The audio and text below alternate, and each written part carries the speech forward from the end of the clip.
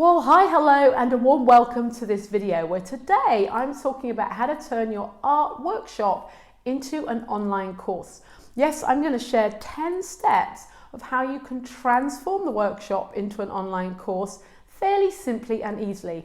Now, obviously, this is a really huge topic and I can't give you everything it's going to take, but I can give you those first few steps and a bit of a direction in which you could go straight away. So if you already run workshops and you're thinking about doing that course, then this is definitely the video for you. And if you're already even just vaguely considering some sort of course or even considering a workshop, then I hope you enjoy the content too.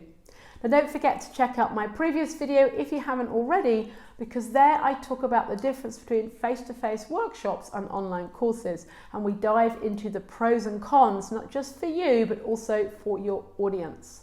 Now, if we haven't met before, my name's Sophie Mahir, and I help artists to make a living from their art or creativity by building a stable, profitable business doing what they love. If that's you, then you're in the right place. But on this channel, I share videos on all things art business related. We've also started doing some art interviews as well, so make sure to check those out because they are super cool. So are you ready to take a look at those 10 steps? So step number 1 is actually to break your workshop into lots of bits and pieces. And you might say to me, Sophie, how do I do that? Now, likely you've had a plan for that workshop, all right? So you could literally, if you printed it out, if you're that sort of person that you've written out the content for your workshop, you could literally tear the sections out. You think I'm joking? I've done this before, right? The very first time I ran a workshop, I wrote it all out. This is what I'm going to do, exercise, information, etc., timings, you know, all the good stuff you need for a workshop. So then literally all I did was I just tore these bits, these sections into pieces. Now, if you run the workshops and you haven't done that, then what you can do is simply write out the things that you taught. So you say, okay, when I opened up, I gave them some information. This was a kind of introduction, and then I taught them this, and then they had a go and did a demonstration, and I did a demonstration, and then they had a go. There was an exercise. Then I taught them this. So that you isolate all the different pieces. So that's what you're going to do first. Break your workshop up into pieces.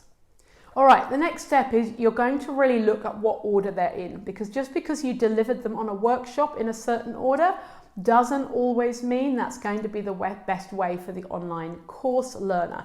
They might need to know, for example, all the introduction bits up front, and then you might have the exercises further along, because a course is different to a workshop. In a workshop, people usually get quite bored quite quickly. They want to do something, right? They've come in, they've got a bit of information, now they want to get practical.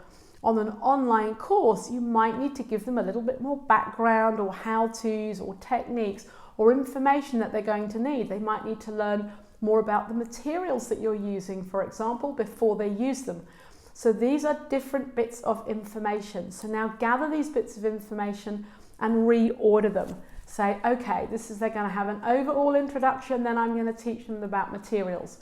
And then I'm going to teach them about the techniques. And then there's going to be a series of demonstrations, and then there'll be exercises for them to do. And you could make them like that. All right, so that's the second step you're going to do. So first off, you've broken it into pieces. You've isolated the different things. Step number 2 is you've ordered them in some sort of practical order that somebody might like to do when they're taking a course. All right, quite different in a way to just sitting in a room together, I think. Step 3, you want to think in terms of modules and lessons. So when you look at all your content, you might say, okay, module 1 is an introduction module where you deliver different things about materials and techniques, or you might have a module purely on materials if you use a lot of materials. I don't know what you teach, right? Then you might have another module on simple techniques. You might have another module on, if it's some sort of 2D art workshop, you might have a module on colour. So you're going to break down your content into modules and lessons. So the modules are the overarching theme, and then the lessons are the specific things.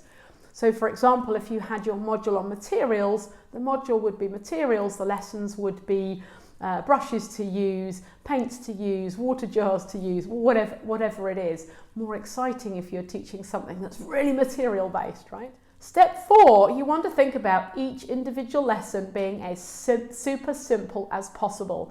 All right, you're not there in front of them, being a bit inspiring, showing them, saying, hey, this lesson's all about materials, this is the brush, everyone can go and handle it. You're doing it through a video. All right, so you want to think in terms of what do they need to know about the materials in that lesson. So I like to just bullet point. So I might say what they need to know about materials is this, where to get them, how to use them. Just break it down again. So step number 5, you want to think about is if there's a practical element. So obviously they're going to be doing exercises at home. How are you going to do that? How are you going to instruct them with what to do? Are you going to do a demonstration that they can then follow? Are you going to give them a step-by-step, do this, do that? Are you going to show a video of you working? Like, how are you going to show them those practical things? So make yourself some notes and think, okay, I'm going to do a demonstration, or I've got some video footage from something else I've taught, I'm going to do that. Or I'm going to make a really clear sort of list and have that as a PDF. To do this exercise, you'll need the following things. This is what you need to do. You set the scene for them. So there's lots of different ways that you can enable someone to do a practical exercise. Step 6 now you've got all the pieces, you want to plan out each lesson in detail. Now remember I said keep them short, this is not where it needs to be like this, but you need to think about what are the words that need to be in there, what do I need to say to get that information across to make it super clear and clean and easy for them to consume via video format. Step 7, well, now we need to talk about how are you going to record it. So are you going to do it via your phone here?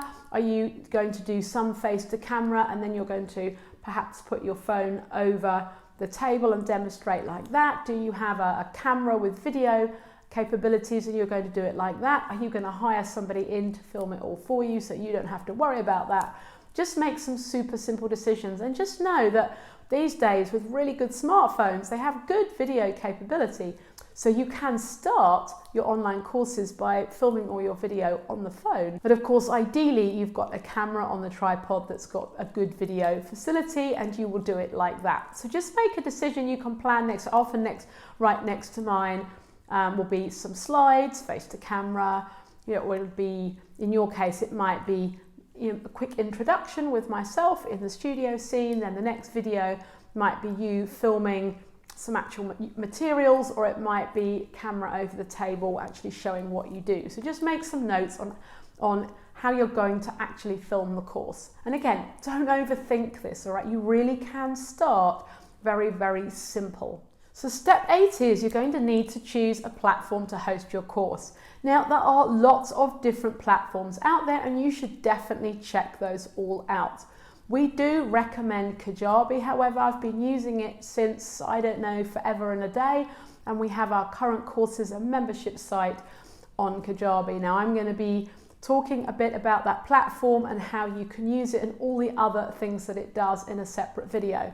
But for now, check the link below and you can get a free trial to start out and see how you like it. Just know that you could also make that's a website builder, it's an email marketing platform, it does all your landing and sales pages, takes your money and hosts your course, looks after your customers. So it really is an all-in-one business platform. So like I say, I will be doing videos on that later on. And for now, check out the link below and have a look at it and see if it's something you would like to use. Well, step 9, you've got to video it. You've got to make all those videos of all those lessons, and then you've got to edit them, and then you've got to upload them into the platform. Now, this is quite a bit of work. There's no two ways about it.